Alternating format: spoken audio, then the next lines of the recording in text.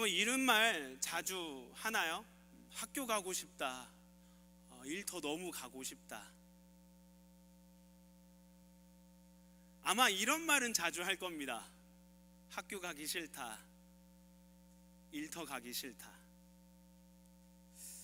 이 말은 단순히 회사나 학교, 장소에 가기 싫다라는 말만 의미하진 않을 겁니다.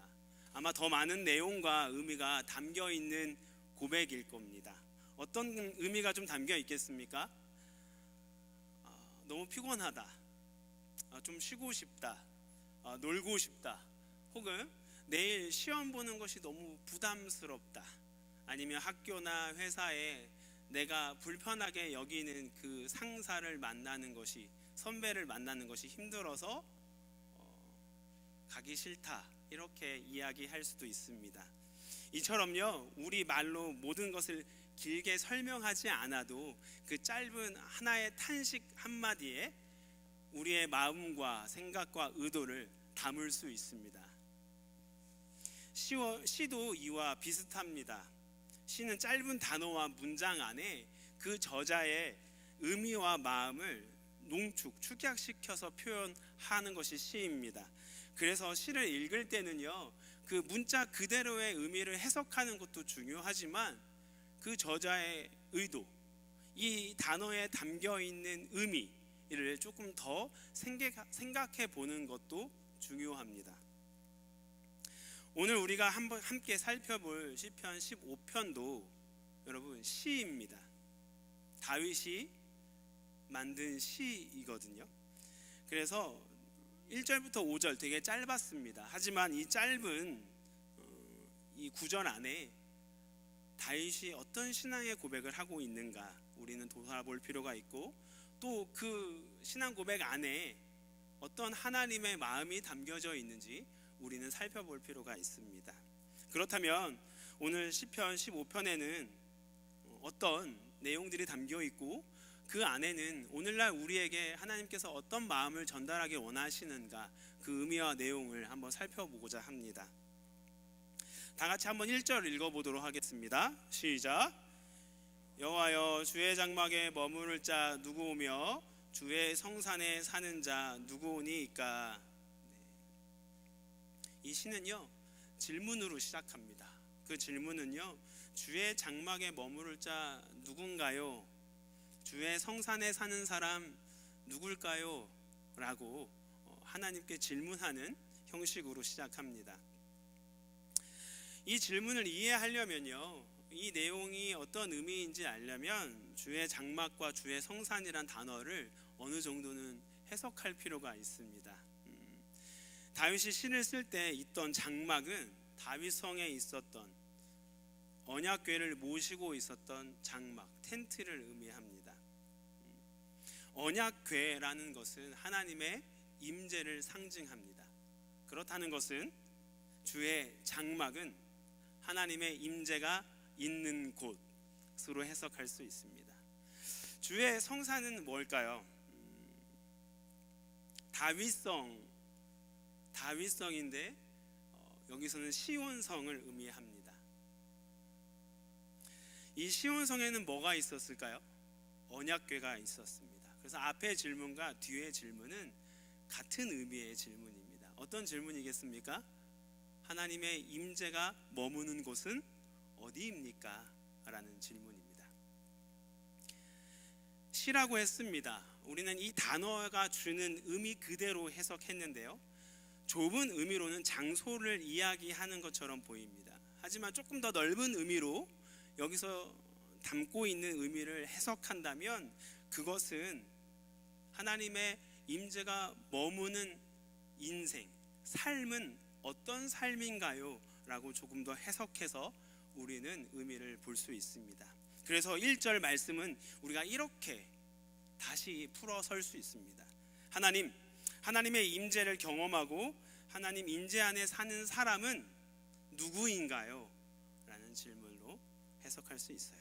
그랬더니 2절에서 5절, 하나님의 임재가 머무는 사람의 삶의 결과를 이야기하고 있습니다. 이 시를 곰곰이 들여다보면요, 2절과 5절은 하나님의 임재 안에 머무는 사람의 삶에서 나타나는 결과를 이야기하고 있습니다. 근데 질문은 뭐였어요? 어떤 사람이 하나님의 임재를 경험하는 사람인가요? 라는 질문이었습니다. 근데 대답은 그 사람의 결과의 모습으로 설명을 해주고 있습니다. 그래서요, 우리는 이 1절과 2절과 5절 사이에서의 이 시의 흐름 속에서 이런 질문을 던질 수 있어야 합니다. 여기서 말하는 임재가 무엇인가? 그리고 임재 가운데 어떤 일이 그 사람에게 일어났길래 그 사람이 삶의 변화가 일어났을까? 2절에서 5절부터 보는 삶의 변화는요, 높은 도덕성을 나타냅니다. 자기 희생의 삶을 나타내거든요. 어떻게 이런 결과를 가져오게 되었을까? 우리는 그것을 생각해 볼 필요가 있습니다. 오늘 본문 시편 15편은요, 결국 이 두 가지 질문, 임재가 무엇이고 임재를 경험한 사람 안에 어떤 변화가 일어나길래 이런 멋있는 삶의 결과가 나타나는가, 이 두 가지 질문, 이 질문의 답을 찾을 때 시편 15편을 우리는 바르게 묵상했다 말할 수 있을 것 같습니다. 그래서요, 이 시간 먼저는요, 임재가 무엇인가 여러분들과 함께 나누고자 합니다. 같이 한번 생각해 보기를 원해요. 임재가 무엇일까요? 오늘 찬양에서도 임재라는 단어들이 되게 많이 나왔습니다. 임재, 임할 임자에 존재할 제자를 사용하고 있습니다. 가까이 오셔서 존재한다라는 단어의 뜻을 가지고 있어요.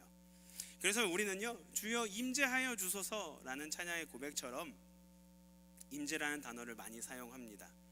그런데 우리가 알고 있는 하나님의 속성 중에 하나, omnipresence, 편재성이라고 합니다. 뭐예요?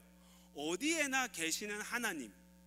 그렇다는 것은 어디에나 이미 계신데 다시 오셔라 라고 이야기하는 것은 좀 잘못된 표현이 아닐까라는 생각을 하게 됩니다. 여러분들은 어떻게 생각하세요?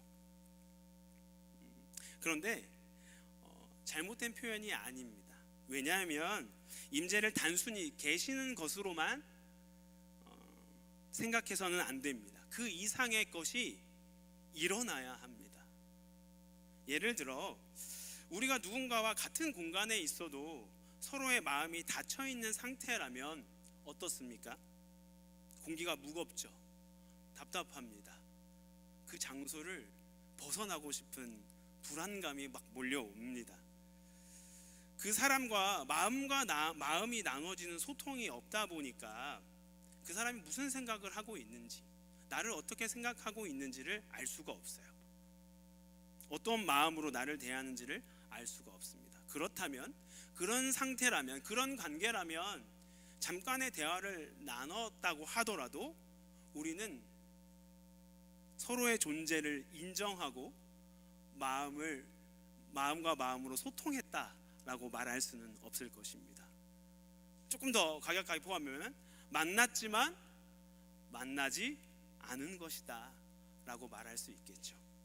이처럼 임재라는 것의 핵심은요, 존재를 인정하는 것을 넘어서는 것입니다.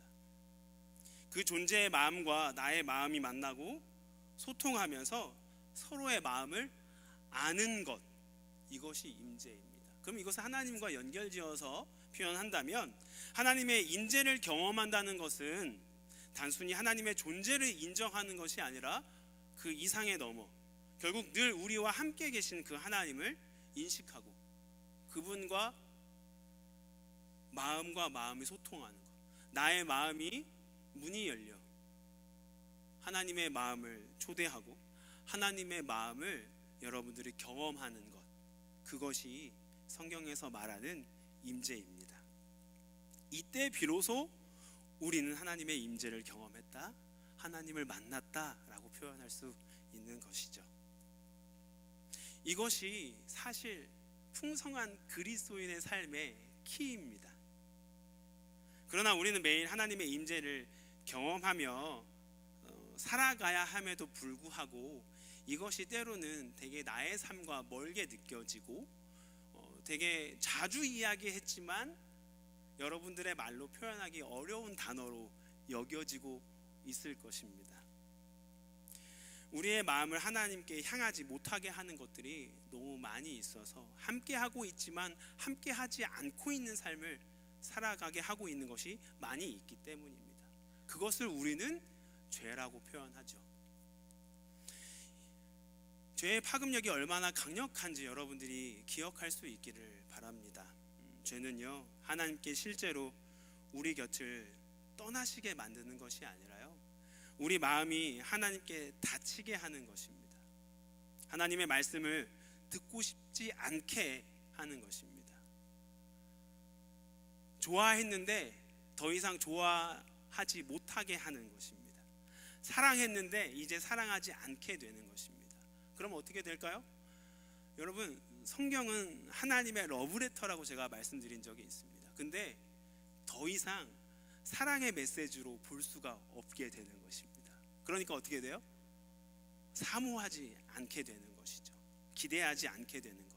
이것이 죄가 주는 파급력입니다. 여러분, 이것을 기억할 수 있기를 바랍니다. 그러므로 일단은 먼저는 임재를 위해서는요, 죄를 쉽게 생각하지 않으셔야 합니다. 하나님께 관심을 두지 못하게 하고 하나님을 향한 마음을 식게 하는 죄가 있다면, 여러분들이 그것을 깨달았다면 여러분 쉽게 생각하지 않기를 바라고, 내가 하나님 말씀 앞에 요즘 어떻게 반응하고 있고 이 사랑의 메시지가 나에게 관심으로 여겨지고 있는가를 돌아볼 필요가 있습니다. 또한 만약에 그것이 예전의 이야기고 오늘의 이야기가 아니라면 여러분들은 참된 회개로 나아갈 수 있어야 할 것입니다. 여러분, 참된 회개는요, 그냥 하나님 계십니다, 나 죄 지은 거 인정합니다, 용서해 주세요, 끝, 이렇게 가는 것이 아닙니다. 그 안에는요, 여러분, 내가 죄를 지은 것에 대한 애통, 슬픔이 함께 있어야 합니다. 또한 거기 안에 기쁨도 같이 있어야 합니다. 예수 그리스도의 핏값으로 사셔서 나의 죄를 용서하신 것, 나를 자신의 생명보다 더 귀하게 여기셨던 그분 앞에 슬픔과 동시에 감사가 있어야 합니다. 그 참된 회개로 나아갈 수 있기를 바랍니다. 그리고 하나님의 임재가 어떤 의미인지를 바로 생각하는 하루하루를 보낼 수 있기를 도전합니다. 임재는 하나님을 인정하는 것을 넘어 그분의 마음과 나의 마음이 만나고 소통하는 가운데 하나님이 나에게 주시는 마음을 발견하는 것입니다. 그렇다면 두 번째 질문, 우리 시편 15편에서 이것을 더 잘 이해하려면 두 가지 질문이 있어야 된다고 했습니다. 하나가 임재가 무엇이냐. 근데 우리는 지금 임재가 무엇인지를 나누었습니다. 그럼 나머지 하나 질문이 뭐예요? 하나님과 나와의 마음의 소통 가운데 어떤 하나님의 마음을 경험했길래 삶의 변화가 일어나느냐. 그 2절에서 5절에서 말하는 그 높은 도덕성과 타인을 위한 삶을 어떻게 살게 되느냐, 어떤 내면의 변화가 일어났을까, 우리는 그것에 초점을 두고 궁금해할 필요가 있습니다. 오늘 본문을 통해서 그래서 같이 발견하기를 원하는 하나님의 마음 두 가지가 있습니다. 첫 번째로는요, 나를 향한 하나님의 위로와 인정의 마음입니다. 나를 향한 하나님의 위로와 인정의 마음을 발견하고 누렸을 때, 그 임재를 경험했을 때 여러분 시편 15편에서 나오는 2절의 말씀이 우리의 삶에 일어나게 되는 것입니다. 시편 15편 2절을 같이 한번 읽어보겠습니다. 시작. 공의를 실천하며 그의 마음에 진실을 말하며. 시편 15편 2절은요, 하나님 임재 안에 머무는 사람을 정직하게 행하며 그의 마음에 진실을 말한다 라고 말하고 있습니다. 그러면서요, 그 삶에 하나님의 임재를 경험, 하나님의 마음, 어떤 하나님의 마음을 발견한 사람은 정직과 진실이 결과로 나온다라고 이야기하고 있습니다. 이 결과를 만들어내기 위해서 그 삶 속에 어떤 하나님의 마음을 발견해야 하는 것이 중요하냐면 나를 향한 하나님의 위로와 인정의 마음입니다. 그런데 우리는 왜 정직하게 살아가는 것을 어려워할까요? 왜 두려워할까요? 있는 모습 그대로의 모습을 드러났을 때 사람의 시선, 사람의 평가, 그것이 두렵기 때문입니다. 그리고 그로 인해 내가 그 사람에게 좋은 평가를 받지 못해서 인정받지 못할 것 같은 두려움이 있기 때문입니다. 우리는요, 성적과 직장, 외모와 경제력, 인간관계를 통해 내가 어느 정도 괜찮은 사람인지를 자꾸 스스로 평가하려고 합니다. 그리고 타인의 평가를 자꾸 들어서 내 평가가 어느 정도 맞고 있는지 확인하려고 합니다. 실패하면 감추게 되고요, 힘들어도 괜찮은 척하게 됩니다. 때로는 자신의 잘못을 인정하기보다 많은 변명들을 나도 모르게 뱉어내고 있는 모습을 발견하게 됩니다. 사람들의 인정과 평가가 나의 가치를 결정한다라고 생각하기 때문입니다. 그러다 보니까 어때요? 이절과 먼 삶을 나도 모르게 살아가고 있는 것입니다. 그러나 하나님의 임재 안에서, 특별히 하나님과 마음과 나의 마음이 소통하면서 하나님의 마음을 발견하는 그 임재 가운데 위로와 인정의 마음을 우리가 발견하게 되면 우리는 비로소 힘을 얻게 됩니다. 그 힘이 우리를 정직하게 만드는 것입니다. 그 힘이 뭘까요?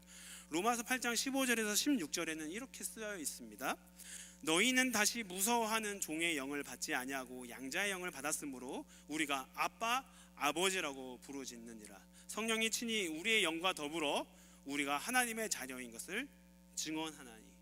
또 히브리서 말씀은 이렇게 쓰여 있습니다. 13장 5절에 내가 결코 너희를 버리지 아니하고 너희를 떠나지 아니하리라 하셨느니라. 아멘. 내가 이미 너를 자녀 삼았다. 그러니 두려워하지 말고 사람들의 시선과 평가에 염려하지 말아라 라는 하나님의 그 위로와 인정의 말, 변함없이 너 곁에 있을 뿐만 아니라 내가 너를 보호하고 있다 라는 그 하나님의 위로와 인정의 그 음성, 그 마음을 우리가 발견하게 될 때 우리는 힘을 얻게 되는 것입니다.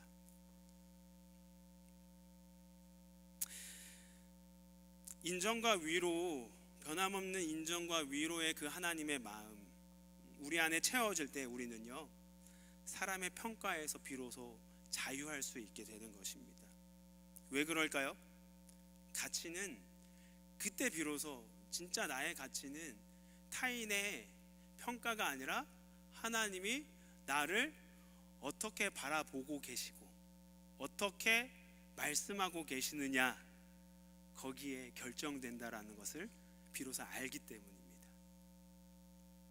하나님의 위로와 인정이 마음에 채워질 때 우리는 사람들의 평가에서 자유하게 되며 그때 우리는 정직과 공의와 타인을 위한 말들을 할 수 있게 되는 것입니다. 여러분 마음 가운데 오늘 특별히 이 하나님의 마음, 여러분들을 위로와 인정으로 다가가시고 말씀하시는 그 하나님의 마음을 발견할 수 있기를 바랍니다. 그리고 또 이 시편 15편의 2절에서 5절의 그 모습이 나타날 수 있기 위해서 어떤 내면의 하나님의 마음을 발견해야 할까요? 그것은 인생에 있어서 정말 가치 있게 여겨야 하는 것, 그것이 무엇인지를 깨닫기 원하시는 하나님의 마음을 발견해야 합니다. 가치의 우선순위라고 말씀드리고 싶어요. 가치의 우선순위, 하나님에게 가치의 우선순위가 있는데 그 가치의 하나님의 가치의 우선순위를 하나님은 깨닫기를 원하십니다. 하나님의 임재 안에 머물면 하나님께서 나를 어떻게 바라보시는가 알게 될 뿐만 아니라 하나님께서 귀하게 여기시는 가치들이 있는데 그것을 알기 원하시는 하나님의 마음을 여러분들이 발견하게 됩니다. 시편 15편 3절에서 5절을 보면 중요한 가치를 추구했을 때 나타나는 결과들로 볼 수 있습니다. 다른 사람들을 말로 해치지 않는 것, 모욕하지 않는 것, 악을 멀리하는 것, 하나님을 사랑하는 사람을 존대하는 것, 약속을 잘 지키는 것, 자신의 이익을 추구해서 타인에게 피해를 주지 않는 것. 하지만 너무 세상과 다른 가치들에 이야기하고 있습니다. 이것이 하나님이 추구하시는 가치의 우선순위의 결과들인데 세상은 그렇게 말하고 있지 않습니다. 이렇게 살면 바보라고 취급당할 수도 있습니다. 세상은 우리에게 끊임없이 성공의 기준들을 뭐라고 이야기합니까? 인기와 성과와 소유라고 이야기하고 있습니다. 그래서 나의 인기에 영향을 주는 것들을 수단과 방법을 가리지 않고 확보하라고 이야기합니다. 과정은 중요하지 않습니다. 결과가 소유가 좋으면 끝나는 것입니다. 그렇게 이야기하고 있습니다. 그런 상황에서 하나님은 우리에게 하나님의 마음을 알려주고 계십니다. 가치의 우선순위가 있다. 그 마음이 전달되어졌을 때 우리는 하나님의 임재를 경험했다 말할 수 있는 것입니다. 하나님은 다른 것을 보십니다. 얼마나 높이 올라갔냐 보다는 어떤 방식으로 그 길을 걸어왔는가 과정을 바라보십니다. 얼마나 많은 것을 가졌느냐 보다는 내가 가지고 있는 것으로 사람들을 어떻게 살리고 있느냐를 바라보십니다. 내가 얼마나 멋진 말로 사람들을 기분 좋게 했느냐 보다는 자신이 한 말을 얼마나 소중히 여기고 지키려고 노력했느냐를 바라보신다는 것입니다. 이처럼 과정을 중요하게 여기시고 사람을 살리는 삶을 중요한 가치로 여기시는 하나님의 마음을 발견하고 알게 되면 우리는 임재를 경험한 거죠. 근데 그때 어떤 변화가 일어납니까? 우리의 삶에 중요한 질문들이 변화가 일어납니다. 여러분 삶에 살면서 여러분이 가지고 있었던 질문들이 다른 질문으로 바뀌는 것들을 경험한 적이 있으십니까? 하나님의 임재를 경험할 때 질문이 바뀌는 것들을 경험하게 됩니다. 이 선택이 나에게 얼마나 유리할까였던 질문이요, 이 선택을 하면 하나님께서 얼마나 기뻐하실까라는 질문으로 바뀌는 것입니다. 가치의 우선순위가 바뀌니까 질문이 바뀌는 거예요. 사람들이 나를 성공했다고 볼까? 사람들이 나를 참 좋은 사람이라고 평가할까가 아니라 하나님께서 귀하게 여기시는 방식으로 내가 지금 살아가고 있나? 하나님이 중요하게 여기시는 가치를 나 또한 공감하면서 그 가치를 추구하고 있나? 라는 질문으로 바뀌는 것입니다. 그 질문이 바뀔 때 비로소 여러분 오늘 시편 15편 2절에서 5절까지 나오는 그 결과가 여러분 삶에도 일어나는 것입니다. 여러분, 우리는 정직의 힘이 없습니다. 우리는 다른 사람들을 모욕하지 않을 힘이 없습니다. 악을 멀리할 힘이 없어요.